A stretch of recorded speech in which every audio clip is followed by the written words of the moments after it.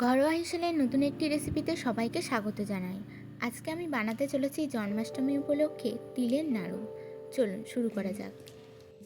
প্রথমে আমি একটা পাত্র নিয়ে নিয়েছি এবং তার মধ্যে দিয়ে দিলাম 250 গ্রাম পরিমাণের নারকেল গুঁড়ো। তারপর দিয়ে দিলাম 250 গ্রাম পরিমাণের চিনির গুঁড়ো এবং এরপর দিয়ে দিলাম সাদা তিল 125 গ্রাম দিয়ে এটা আমি আলাদাভাবে রেখে দিলাম। এরপর আমি অন্য একটা পাত্র নিয়ে নিলাম এবং তাতে নিলাম 250 গ্রাম পরিমাণে ময়দা এবং ময়দার মধ্যে দিয়ে দিলাম 1 চামচ সাদা তেল। সাদা তেলটা দেওয়ার পর আমি হাত দিয়ে ভালো করে ময়দা আর সাদা তেল একসাথে মিশিয়ে নিচ্ছি। একসাথে ভালো করে ময়দা আর তেলটা মিশিয়ে নেবার পর আমি দিয়ে দিলাম 125 গ্রাম পরিমাণে চালের গুঁড়ো। চালের গুঁড়োটা দেওয়ার পর আমি আবারও ভালো করে সব কিছু একসাথে মিশিয়ে নিচ্ছি। এরপর দিয়ে দিচ্ছি 125 গ্রাম পরিমাণের সুজি। এরপর দিলাম পরিমাণ মতো লবণ এবং এবার আমি সব কিছু একসাথে মিশিয়ে নিচ্ছি। এই তিলের নাড়ুটা বানানোর জন্য যতটা পরিমাণে ময়দা নিতে হবে ঠিক তার হাফ পরিমাণে নিতে হবে চালের গুঁড়ো এবং সুজি। এবার আমি আলাদা একটা পাত্রে যেখানে নারকেল গুঁড়ো, চিনির গুঁড়ো আর তিল রেখেছিলাম সেগুলো সব একসাথে ভালো করে মাখিয়ে নিচ্ছি।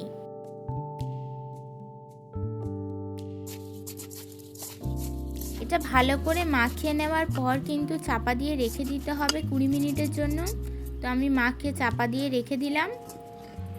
এবার 20 মিনিট পর এটা আমি খুললাম। দেখুন চিনিটা কিন্তু একদম ভালোভাবে মিশে গেছে নারকেল গুঁড়োর সাথে।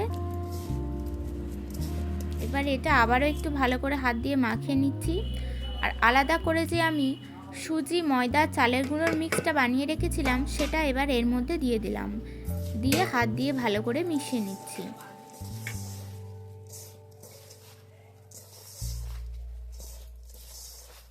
পাঁচ থেকে 7 মিনিট সময় নিয়ে কিন্তু এটা ভালো করে মিশিয়ে নিতে হবে।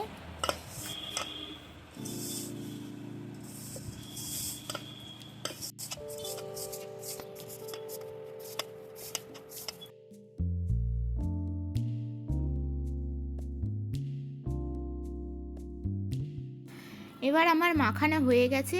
এবার আমি এটা চাপা দিয়ে আরও 10 মিনিটের জন্য রেখে দিলাম।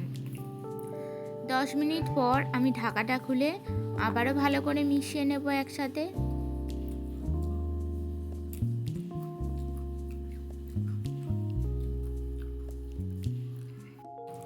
এইভাবে 5 মিনিট ভালোভাবে এটা মেখে নিতে হবে। আর এখানে কিন্তু আমি আলাদা করে কোনো জল ব্যবহার করিনি, এখানে কোনো জল ব্যবহার করতে লাগবে না। এইভাবে অনবরত মাখার ফলেই কিন্তু মণ্ডটা তৈরি হয়ে যাবে। দেখুন এইবারে আমি হাত দিয়ে রোল করে নিচ্ছি। রোল করে নেওয়ার পর আমি একটা ছুরির সাহায্যে এটা মাঝখান থেকে প্রথমে ভাগ করে নিলাম, তারপর প্রত্যেকটা সমানভাবে ভাগ করে কেটে নিচ্ছি।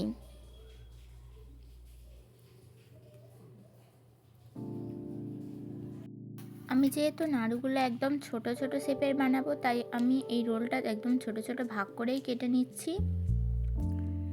এগুলো ভাগ করে কেটে নেওয়ার পর এবারে আমি নাড়ুগুলো পাকিয়ে নিচ্ছি। দেখুন এই নাড়ুগুলো কিন্তু ভাজার পর সাইজে আরও একটু বড় হয়ে যাবে, সেই জন্য বেশি বড় করে পাকাবো না। তো এবারে আমি সব নাড়ুগুলো এরকম ছোট ছোট সাইজের করে পাকিয়ে নিচ্ছি। দেখুন আমার সব নাড়ুগুলো পাকানো হয়ে গেছে। এবারে আমি কড়াইতে তেল গরম করতে বসিয়ে দিলাম।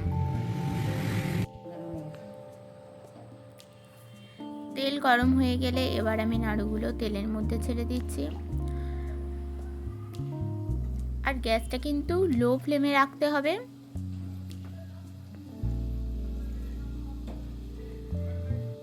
গ্যাসটা একদম লো ফ্লেমে রেখে আমি নাড়ুগুলো হালকা বাদামি করে সব ভেজে নিচ্ছি।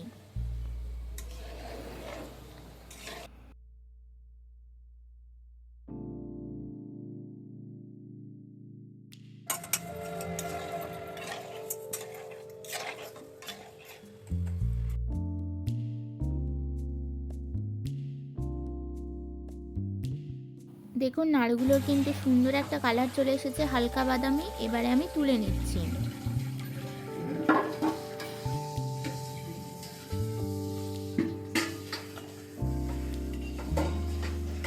বেশি কড়া করে ভাজবো না, এইভাবেই ভাজতে হবে নাড়ুগুলো। এগুলো কিন্তু পরে কালারটা আরও একটু গাঢ় হয়ে যাবে।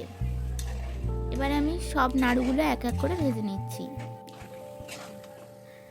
এবার দেখুন আমাদের গোপাল সোনার জন্য সব নাড়ুগুলো কিন্তু একদম রেডি।